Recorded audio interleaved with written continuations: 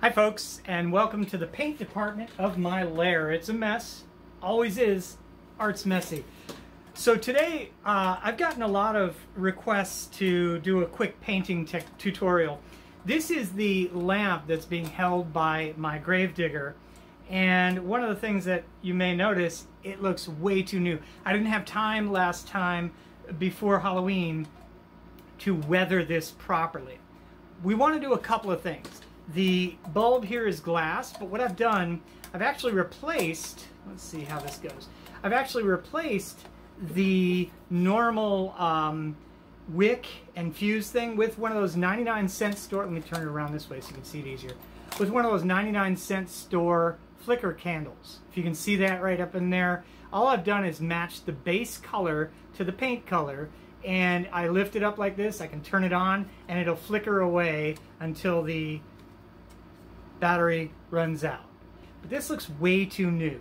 So we're going to do a couple of things. First of all, we're going to weather it, give it some rust, give it some kind of black, brown weathering so it looks all old and beat up. Second thing we're going to do is this bulb itself, we're going to weather that a little bit. So it looks like it's grimy and old and has a little bit of maybe kind of mold growing into it or something like that. It'll be fun. So we're going to take it from this to this, and we'll show you how we do that. So first things first, the tools I use. Really simple, really basic, and really cheap stuff. You'll notice all of these are 99-cent store craft paints. The Deco Art, you might see the, there's ones called Apple Barrel, all sorts of cheap ones, Craft Smart. This is actually one of my favorite colors. This is the perfect color for a kind of green, like a moldy, mossy color. Another one of my absolute go-to favorite colors is this. This is called Red Oxide. If you're doing anything that's rusty, Oxide is what you want to look for. Red Oxide, perfect for rust. But rust comes in a lot of different colors. This bright orange is really good. And then I go with a burnt umber and a cinnamon brown, which is perfect for a lot of stuff.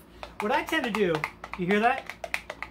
These don't come with that in there. What I use for a really nice mixing device in there are just plain old ordinary marbles. You can pick them up at dollar store, in the kids' toy department. It's great for breaking up that paint that sort of settles to the bottom as they're sitting. This also was some cheap chroma acryl. I bought this probably 30 years ago and it's still going. I think this tube is probably less than a fifth full. Okay, second thing, brushes. Literally, dollar store brushes work great, but for something of this size, one of my favorite go-to brushes, an old beat to hell chip brush. I use this, I've had this chip brush, it's been used for probably 3 or 4 years of setting up an entire Halloween haunt. I've painted literally everything with it. Why is old better than new with chip brushes? Look at those, look at those ends. It's all ripped apart and frayed. That's perfect for what we want. What we want is a splayed apart, frayed end. You can do really, really convincing wood grain with this, as you may have seen if you watch my video on the haunted radio. That is made out of cardboard and foam core. There's nothing special there. What makes it look like wood? A brush that looks like this. Save your old crappy brushes, especially if you use them with acrylics. These are all acrylics. Acrylics are waterproof once they're dry. And you can break down acrylics that have dried with any old ordinary paint thinner. Will eat away at an acrylic and give you a brush over time that looks like this. If you don't have a chip brush that's been beat all to hell, that's fine too. You can use newer brushes. It's just, this will give you a little bit more of a frayed, convincing look. First thing we're going to do is take my cheap brush, get a little bit of water on it, not much. The water is really just going to be used to lighten the brush up and reduce the amount of stiffness that's in this brush. I do clean this brush. When I'm done using it, I'll clean it in just regular water, rough it up a little bit, no problem, let it sit, and it's good to go. It's fairly supple. You can see these are still really supple. The only thing is they're frayed apart. That's important, because what we want to do, might as well start out with red oxide, is get a tiny amount of paint. There we go. All I'm doing here, literally the least amount of paint I can get away with. You can always add more paint. Your paint won't last forever, but like I said, this is about 30 years old and I love this color. So you can imagine I've been using it a long time. By the way, rags, always handy, no matter where you get them. You can use old cut up socks, t-shirts, anything that'll eat up some paint is a good thing. So, starting out, let me bring you in so you can see a little closer of what I'm doing. Okay, you can put on gloves if you want to. This acrylic paint washes off very easily. It'll stay on your piece for pretty much forever, but it'll wash off from your hands really easily. So it's not that big of a problem. Now, what I want to do is just get the tips of these bristles with a little bit of paint. This is a modified dry brush. It's called a medium brush. And what I want to do is not quite dry brush this stuff. So what I'm doing is I'm using this large palette area to spread out. I just grabbed a little bit of paint, and you can see it's just on the tips of these frayed out bristles. That's important because I just want the tips to grab. This is going to be very subtle because we're painting an orange, essentially, a reddish orange, onto a bright red, almost a fire engine red color. So this will be fairly subtle, especially when the paint is still wet. As paint dries, especially acrylics, they tend to get much darker. Not much darker, but about a shade or two darker. Now this is going to be very subtle. You can see it a lot more on the silver part that I'm touching to give you an idea of what I'm trying to do here. Let's see if I can get that zoomed in. I just want little flecks of paint showing this rusting effect. Also, your direction of paint should be the direction where water, in this case, because I'm doing rust, would fall. So I want it to catch the edges and just go downward. So I'm putting the brush above it and dragging it down. It's very simple technique. This is going to show up a lot more when we switch to a brown color, which I'll do in a second, just for clarity. But we want these subtle differences. Let me see if I can hold this in such a way that you can see what I'm doing. By the way, you'll notice I'm hitting the glass. That's great, because guess what? Rust gets onto glass, it gets onto everything, and it flows downward. So that's the direction of flow you want. I'll reload my brush from time to time, but I'm still doing a fairly medium brush. Not really dry, not really wet. I don't want this paint to cover as a big solid color. I want that broken up effect. That's what sells it as natural rust. You see this starting to show now. There we go. It looks really good on the screen. It actually looks a little better on screen than it does in real life right now because these colors are being sort of washed out. It'll be a lot more discernible when we go to a warmer light. But look at what's happening already. It looks really natural. It's that easy. Rusting is super easy. If you know the direction it goes, if you get a couple heavier spots, it's not a big deal because it's rust. Rust will do that. The other thing that's wonderful about these acrylic paints is unless they're gloss for one reason or another, most of your dollar store acrylic paints are gonna dry fairly matte, which is great. You want a matte rust. Rust is not shiny, right? So you're gonna see as we build this thing up, it's gonna get less and less of that shiny gloss that's on the original paint. I bought this, by the way, on I think, Amazon for like $8 for this wonderful hurricane lantern. And it's actually a real lantern that can actually be used with oil. But obviously, I don't want that for a Halloween prop. Okay, now I want to get up underneath this lip just a little bit. And we're done with our first color. Now, we're going to go in with the lighter tan color. This is called cinnamon brown, but you can use any brown. What I'm going for right now is a light brown tone. So you'll see that this will be kind of a medium light brown tone. So I want to use a different spot on my palette for the light brown. Again, I'm just using a couple of drops, not even bothering to clean my brush because these things are going to kind of build up that way. This is going to be a lot less subtle.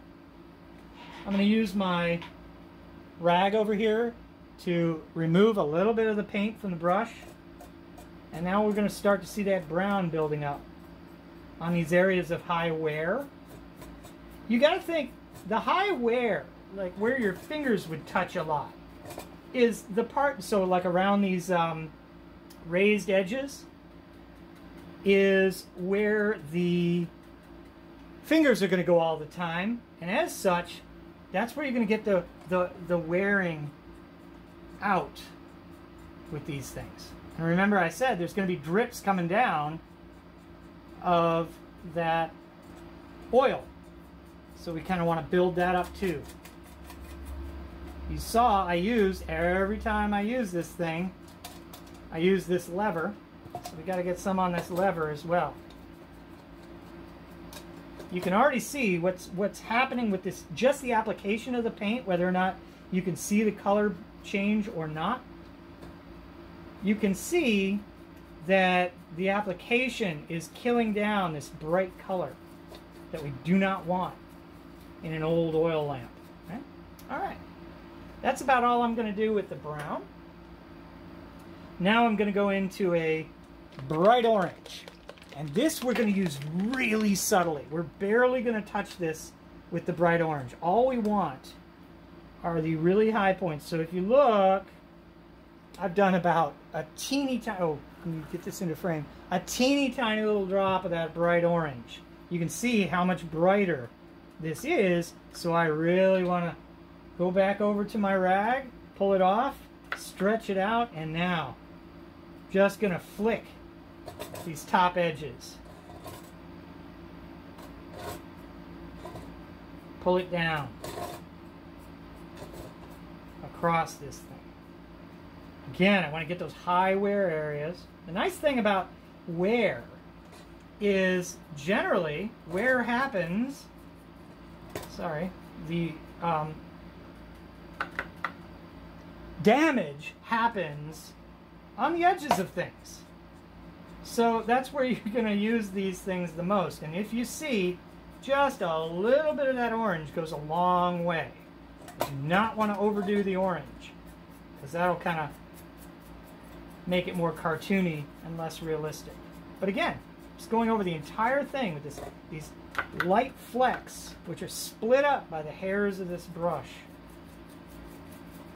being so old and worn out. Old and worn out is sometimes some of the best stuff for a haunter. Already, you guys can probably see how much older and more worn this lamp is starting to become. Wait till we add our black or brown wash. I think I'm going to go with a dark brown wash for this one, only because it's going to make it a lot more coherent, and the black I think is too strong of a color, so I think we'll put our black aside for now. Now I'm going to my burnt umber. This is a very common color. Almost every type of paint system will have a burnt umber color. They'll have raw umber, raw sienna, burnt umber, and burnt sienna are some of the most common browns that you'll ever find. And they're very versatile. They're extremely common in nature. So I'm going to go over to this one. You'll notice I poured in a fair amount. Now I'm going to do something new that we haven't done yet. Can you guys see where I poured it in? Let me see. Yeah. So this one's the one with the water in it. I don't have any water there, so I'm just going to use the old brush added method. So now I'm sticking my brush into this water, and I'm adding water. You guys see how sloppy and wet this is getting? That's what we want. We want it to flow. So I'm going to add about 2 brushes worth of water into our little reservoir here. Now you're going to see some magic happening. We're going to wet down this whole thing with this brown wash. What we want it to do is get into all the nooks and crannies. We do not want the brown wash to cover up what we've already painted. So we got it really wet, lots of water in it. This is going to do 2 things for us. First and foremost, it's going to completely kill that bright, shiny color that we have in here. The last thing it's going to do, which is really nice, is settle into all the nooks and crannies of brown.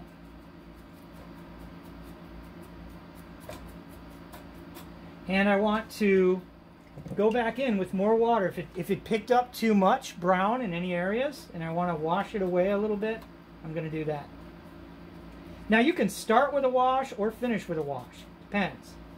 There is one thing I'd warn you about though, is the wash is going to kind of homogenize the whole thing. And what it can do is take away some of your subtleties. So we're going to set it aside for a few minutes, maybe give it 10 minutes to completely dry, and then we'll come back. Okay, we're back. If you want to speed up dry time, there are several different ways you can do it, but I wouldn't recommend them all. One of them that you'll hear a lot, especially after doing the wash, is to use a hairdryer, which is fine, except it tends to blow a lot of air. And the problem with blowing a lot of air on a wash is it will force the wash out of those nooks and crannies where you really want it to settle. So if you're lucky and you live in Southern California like I do, and it happens to be the heat of the summer or really any time of the year, you can just put it out in the sun. That's probably going to be one of your best bets as far as getting a good drying time fairly quickly. Relax, have a beer, enjoy yourself, and then come back in after it's dry. Now, as you see, we've still got a lot of subtlety going on here. We've got a lot of that orange left behind, but a couple of things I want to draw your attention to that are really good about this wash. The first one is, look at what happened to that clear glass case. It's a lot. You see how it's got this haze to it now, this dirty haze. And if you have a little too much of something, you can always just kind of wipe it away. Get a little wet brush on there. Let's say I don't want that bright orange on there. I can take my brush, or you can even go with a smaller brush if you want to. It's probably better if I did, but this is what I have in my hand. Take a little bit of water, go in there, and look at that. I just killed down right in front of that little candle flicker that I want really visible. You can see I just took away that bright orange spot, so it looks more realistic.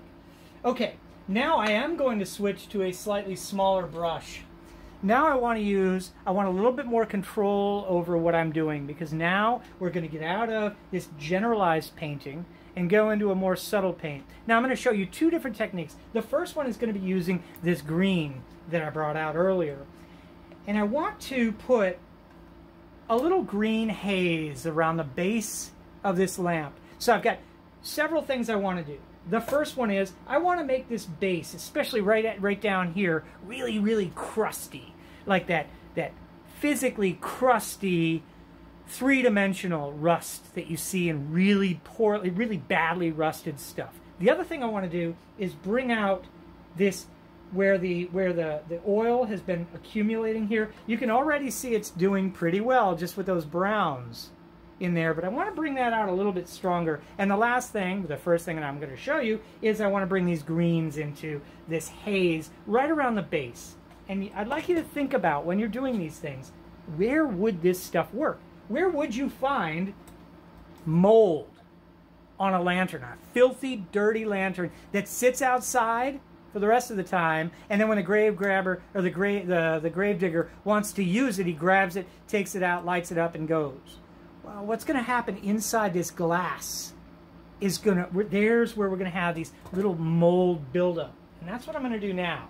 So again, I'm fairly thrifty with my paint because you don't need much to do this. For what we're doing, you actually would be better off with a flat piece of plastic, like a lid from anything, from like an old yogurt container, which is actually perfect because then you have those little lips around the edge, which keep it from going anywhere. So with this, again, I'm just going to use a couple of drops right here on my, let's see if I can show you, right on the top of my palette. See how little I have there? Because what I'm doing now, I'm using this brush. I'm going to wet it just a little bit. But remember, almost all of these things that we're doing, except for the wash, you want a virtually dry brush. Virtually dry brush, so it's just not even damp to the touch. I can barely feel it, but what it's done is put my bristles where I want them. Now I want the bristles fairly close together because now I'm doing some detail painting.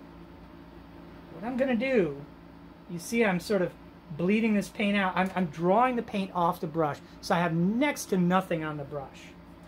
And what I'm going to do is just go around the base. If it makes you feel more comfortable, you can work in a place where you won't see it much. But I want to sort of drive that brush into the base of this thing. So I get the green up underneath everything, inside there. As I go along, I can draw it up a little bit if I want to. If you get a little too much, it's real easy. Just dab it with your thumb or the brush, and it'll come right off. What this is going to do is add a subtle but very convincing layer of mold. Now you see I got it on the outside of this and I don't want it there, so look at what I do. Wipe it off, done. Taken care of. I want to go all the way around the base. I can go up a little higher if I want to in spots. But you're still going to see, you're going to be able to see through this as it goes. And I probably want to go up a little higher in the sides where it's never touched to bring out that convincing kind of greenish, brownish dirt. You see that bright orange spot right there? I don't want that. So look what I'm going to do. I can just, you can do this in a lot of different ways. You can take your paintbrush and wipe it off. Get a little water on your paintbrush. Remember, you want to go almost completely dry, but now all I do is go in there, bang it away, and it's gone. Once that dries, the bubbles will drop, and you'll still have a little bit. It won't look as clean as it does right there. It's got to dry, and then it'll get that haze that we've got going on the rest of this bulb. That'll look really good.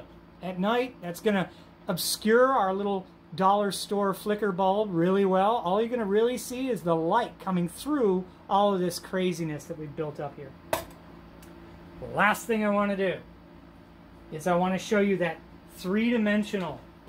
a trick for three-dimensional rust that looks all goopy and great. It's very simple. For it, what's that, you might ask? What's this special secret powder that I have? Table salt. Regular, ordinary, off-the-shelf table salt. I use it all the time. It's great for doing rust. Let me show you how we do it. It's really simple. I want to basically get all the paint off my brush because I don't want to cover up any of the paint that I already have in there. But next, I want to choose where I want that really effective rust. And I want it right in here. I want it in this area here, all the way around here in the bases, around these arms.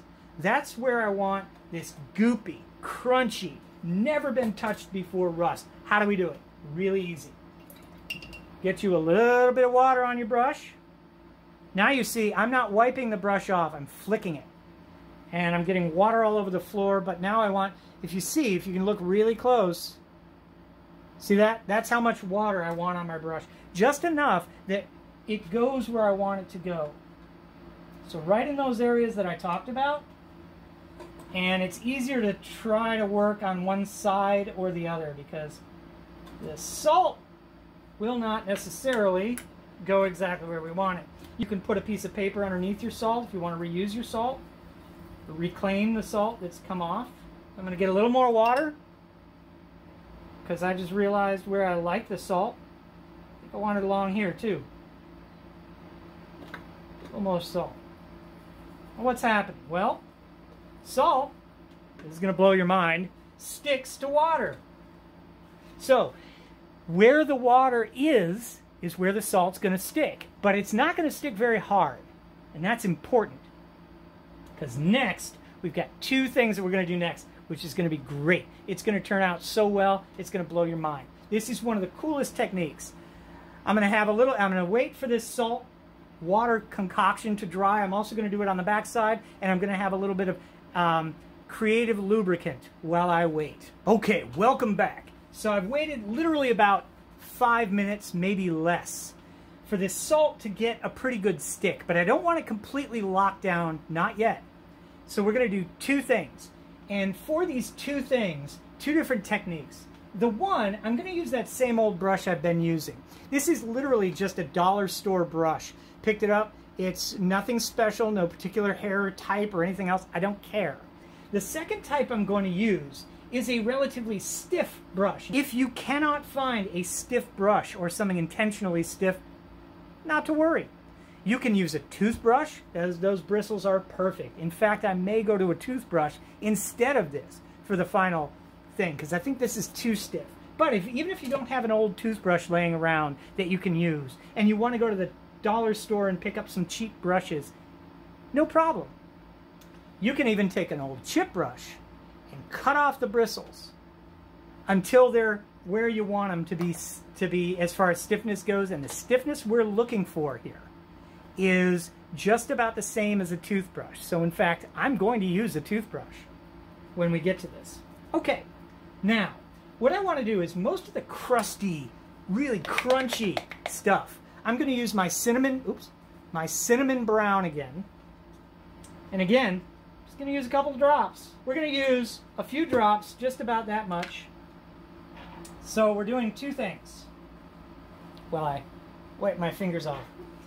We're doing two things. The first, we are literally painting the salt. So, to do that, we want to go in there where all our crusty salt is and paint over it. And as we go along, we'll see some of the salt's going to pick up, some of the salt's going to stay put. Okay, now full disclaimer here.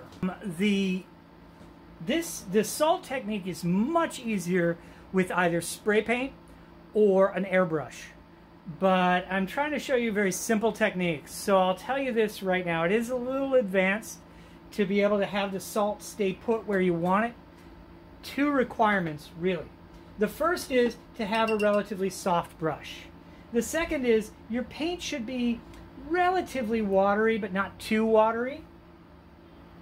Because what you want is to not only, and you want to dab it. You'll notice I'm dabbing. With a pretty full brush, I'm dabbing in and around this salt. It's going to pick up some of the salt. And it may actually put it back down as we go along. But it doesn't matter too much. We're doing two things, really, with this technique. We're both painting some of the salt, and you'll see we're also painting some of the surrounding area around the salt. Both of these things are going to play into what we're eventually going to do with it. The dabbing technique is super important. The having a relatively damp brush is also fairly important. You see how wet this brush is, but I don't want quite that much paint on it. And what we'll do is we're just going to dab in around on the salt. You don't want to paint the whole area. You don't want to paint it a solid color.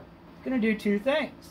One, the salt that we're going to brush off in a minute is going to give you these little voids, that are these perfect little circles where the salt was. It's acting as a mask. The other thing it's doing is going to act as a three-dimensional piece so that it will look like those raised bumps of something that's been rusting a long time. That's important. That's what we're going for. So we're going for a little of both. And you'll see how this ends up in just a minute. Notice, going in with a fairly wet brush, literally the wetter the better on this one. But don't go too well. Again, it's a fairly advanced technique. You have to kind of have a subtle touch. You don't want to go in barging ahead in any of this. But the nice thing about painting, and this is probably the best tip I can give anybody starting out painting, no worries. Literally, there are no worries with painting. You can always repaint. You can always paint over something or take the paint that you just put on in the wrong place or whatever, back off. It's easy. So the nice thing about painting is there's always a back door. There's always a way back out. Here's the other cool thing about using salt. Salt, even when it washes away a little bit and leaves just the remnants of the salt behind, will leave a little white film, kind of. And that is also something typical of things rusting and aging. Okay. So, that's about as far as I think I'm going to take this and just show you these different techniques. What we're going to do now is we're going to wait. I see some more spots that I want to hit. We're going to wait a few minutes for the paint to dry. It's very important that the paint is completely dry this time. You cannot do this with a wet paint. It'll ruin the effect if you wipe it off too early. So in this one, I would say it's safe to leave this overnight. Leave it for a week. It doesn't matter. The next stage of this is breaking away the bits of salt that want to come away and leaving behind the ones that don't. There are several brushes that are perfect for this. The first one I already mentioned, which is a toothbrush. Their bristles are just perfect for it. The other one that's pretty good, it's a next best thing, are these. These are these little tin, it's like a foil almost handle. And these are called acid brushes. You can buy them at pretty much any hardware store. Their bristles are fairly stiff. And that stiffness is what we want to use. The nice thing about the acid brush is I can go in with the tip. And you don't have to have that big old toothbrush head on the back side kind of getting in the way. So I opted to use this, but you can use whatever you want. The other thing that I want to mention about this particular technique is this crusty, thickened rust is really in places that don't get touched much. So ironically, the rust that you want where they get touched a lot is the more orange color. The rust that you want in the areas that get touched a little less, the brown colors. The areas you want that almost never get touched and really kind of hold on to water, that's where you want your dark brown or your medium brown and your salt color. And there you go. So we're going to give this some time to dry completely, and we'll come back later and I'll show you how it all comes together in the last step, which is brushing away some of that extra salt. All right, y'all, we're in the last step. Literally, this whole thing took me maybe, what, an hour? Probably less. But what you'll see is how good this looks compared to what it did. Now I'll show you one last picture, one last image at the very end. I'll take it out in a natural light so you guys can see the finished product. But first of all, next step, the last step, is taking that excess salt off. This is just the stuff that's going to fall off anyway. Where we layered the paint on, where we really put the paint on top of it and it really soaked in, that's going to encapsulate those chunks and it will probably stay on. Not all of it, but a lot of it. Now, relatively stiff brush, but not too stiff, still fairly loose, fairly light, and most importantly, absolutely dry. We want a brush that has not been used yet, dead dry. and it's a light flicking. It's nothing hard. In fact, I don't want to see these bristles bend at all. I want to see that. I don't want to see this, okay? So what we're doing is we're going to those areas where the salt was fairly heavy. Let me get this into view, and I'll show you. See, I'm just flicking. Notice it's leaving behind a lot of it. Getting off that salt that's really built up in clumps and chunks, and there's too much of it. Very lightly flicking this salt away. Now, if other salt falls off later on down the road, no big deal. But look at this wonderful technique and what it does. Just taking that extra salt off, and it's going to leave the original color behind.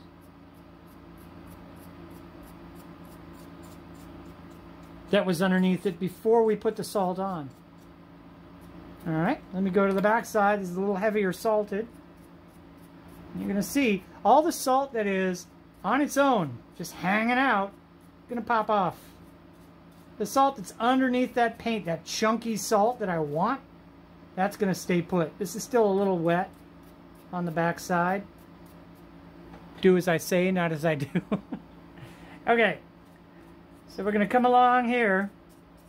Now here's one of the wonderful things about salt.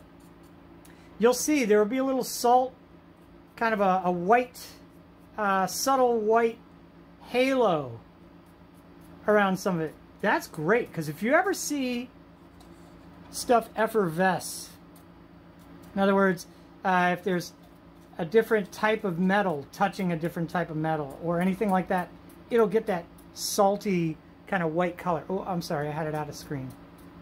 There I go. Just touching it, just flicking. Just flicking. And we've got a little bit more along the bottom here that I want to deal with. Flick. Just flicking it away. And even though it doesn't look like it's doing a whole lot, it may not be moving a whole lot of salt. Trust me, at the end of this, it's going to look amazing. Flick that last salt away. And that's what we've got. I'll take it outside, give you a shot of what it looks like in its final mode. See all that wonderful salt layering around it? It just gives that subtle little thing. It looks so real. So this is what it ends up looking like in natural light. You can see a lot of the subtleties and things going on here, and some of this crazy, weird, chunky rust with that wonderful white crispiness right around the outside. You can see the bulb is not clear anymore, and it's going to look a lot more weathered that way. Looks fantastic. So if you like this, please consider subscribing and liking it if you enjoy this kind of thing. Thanks.